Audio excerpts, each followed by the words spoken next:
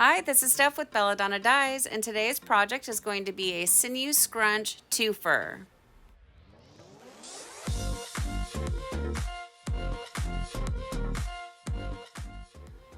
I start by using a washable marker to mark out my pattern, and I'm just drawing on several random wavy lines.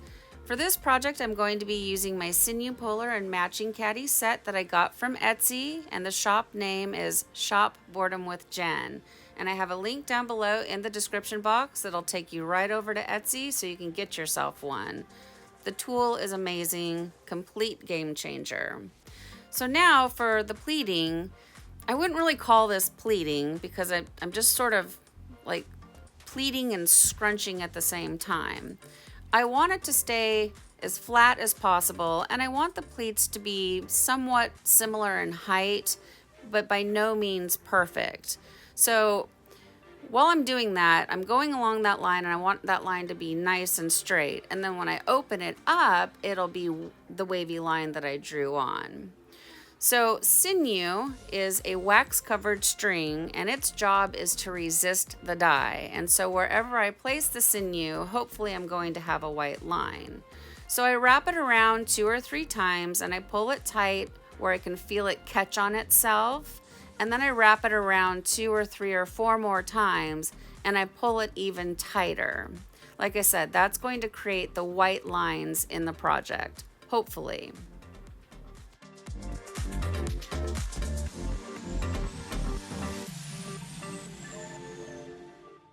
I want to give a big shout out to the newest channel member, Amy Christopher. Thank you, Amy. All of your proceeds will go back into the channel so that I'm able to continue to bring out new content. And for those of you that are already channel members, thank you very, very much. Your generosity does not go unnoticed. And for everybody that has taken the time just to click the subscribe button, that really means a lot to me. That helps the channel grow, and the bigger I grow, the more the content will get out there. My whole goal for all of this is to teach tie-dyeing, especially to brand new tie-dyers that are coming up.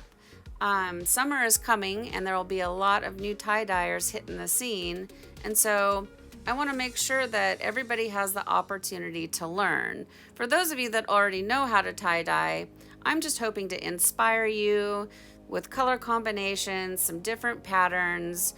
Sometimes we all get stuck in a rut and don't really know what to make, and so having a video to watch can just sort of spark some creative juices flowing. So while I'm on that note, I do have a Facebook group, and it's called Belladonna Dyes Community Tie-Dye Group, and it's a wonderful resource. There's a lot of really amazing tie-dyers in that group, and my group is a learning group. So we share what colors we use, the methods we used, everything like that. It's a great place if you're brand new to tie-dyeing to ask questions, and I really appreciate everybody in the group. We're up to about 5,000 members now, and it just always blows my mind that I've created this resource for everybody. When I very first started all of this, I didn't know if anybody would ever tune in or anything, and we're just expanding every day. And so I couldn't do any of it without you guys. So genuinely, thank you, everybody. I really do appreciate you.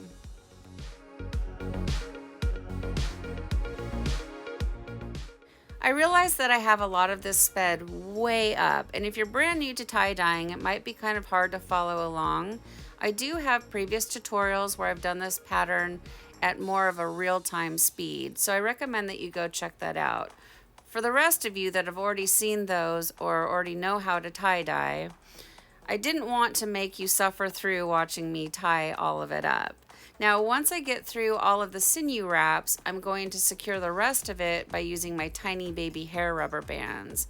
And I really love these little rubber bands.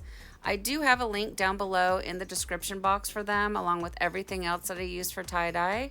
So I recommend that you check that out. It's a really good resource, and especially if you're brand new to tie-dyeing, because you don't really know what to get or where to get it. I have it all listed down there for you, except for the stuff that I get from the dollar store, because, well, why would I list all that? Every dollar store is different, and I wouldn't want to like ship things from the dollar store because then it wouldn't be $1 anymore. And actually my dollar store now is $1.25, but Margot said hers is $1.99. I just can't even believe it. Cost of inflation.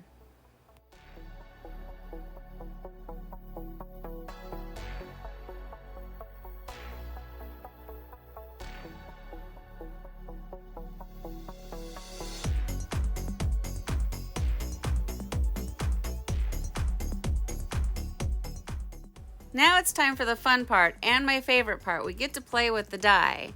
So in this foil pan is all the loose dye that falls off my projects, and now I'm going to use it up. I couldn't even tell you what's in this foil pan, just a hodgepodge of different colors. So I'm adding Nightshade to it. Nightshade's a super duper dark, like purple, navy blue, just really dark color. And I'm mixing it all up.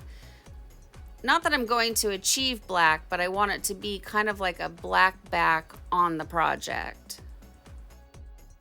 From here, moving forward, this is where the two projects collide, creating the twofer. If you're not familiar with what I mean when I say twofer, 2 for 1, 2 for the price of 1, 2 projects at the same time. So as you can see there, I've got all my pre-mixed Nightshade and other colors all stirred up in there, and then by adding the dye to yesterday's tutorial, it fell down in there. So I'm just gonna mix all of that up. I'm gonna take the project that I tied up right here on this video, and I'm gonna smash it all up into that dye, getting a nice good layer onto the back of it.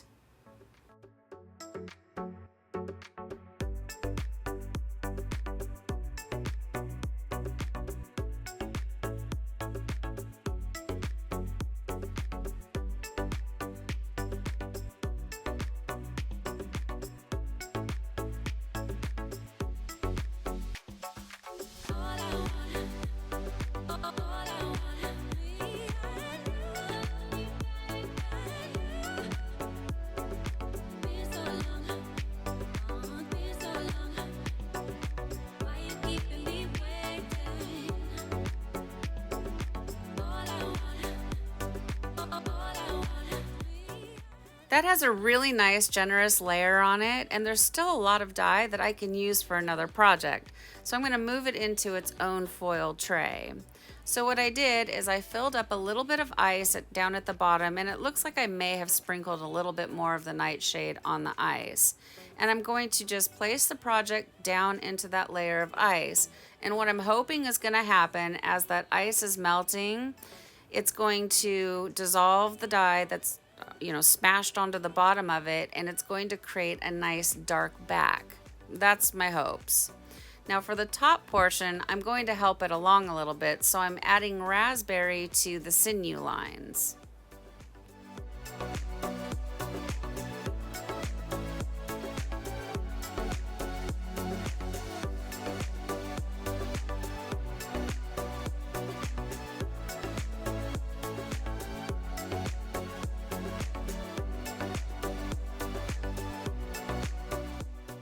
As the ice is melting, you can just see how dark all that mixture is down in there. Nightshade combined with the other colors, it's just a really dark color. And as I'm cleaning up here, I'm tapping with my pleating tool on the back of the spoons from yesterday's tutorial. And look at how much dye is coming out of those spoons. So nothing is going to waste on these twofers. I'm going to give the project a little bit of help, and I'm adding Spicy Plum to the top. Currently, Spicy Plum from Pro Chemical and Dye is my favorite color. And I do have a playlist for Pro Chemical and Dye, so I recommend that you check that out if you're not familiar with what the color looks like. It's absolutely gorgeous.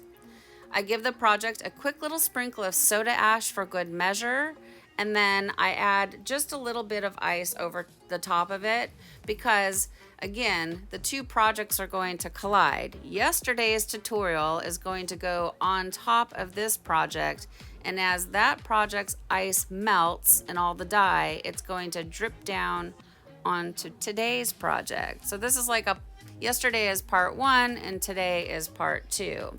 So in yesterday's tutorial, I talked about this expandable rack that I got from Walmart, and it had legs and all of that. So now you can really see it in action, how I get my incline set up when I use this rack.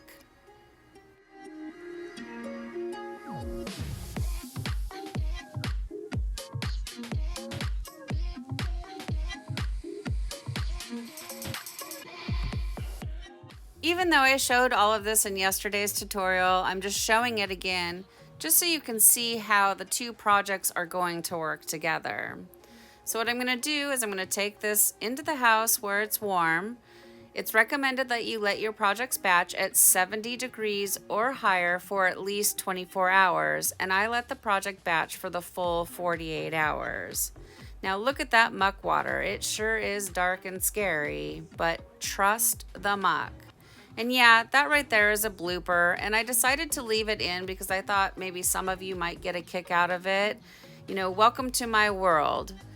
Not everything goes perfect for me. I edit a lot of this sort of silly stuff out because, you know, it doesn't really look so professional, but I have accidents and mishaps too, you guys. So you just gotta roll with it. So I got that all cleaned up best I could. And now it's time for the rinse out process. And I follow Dharma's instructions. So I start by using cold water. That's going to rinse away any soda ash that might still be reacting within the fabric. And then I increase my water up to hot and I rinse until the water runs pretty much clear.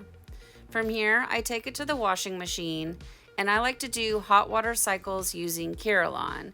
And I should point out that I get my washing machine ready to go. So while I start my rinse out process of multiple projects, I have the washing machine pre-filling with the hot water.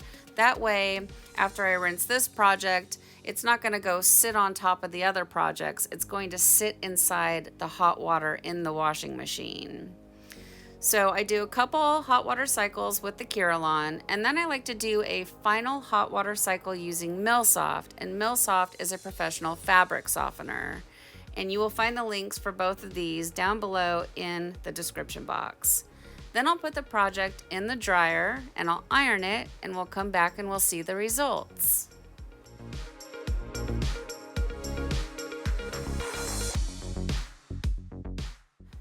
Well, here it is, guys. Here's our Sinew Scrunch twofer after it's been washed and dried. I like this shirt a lot.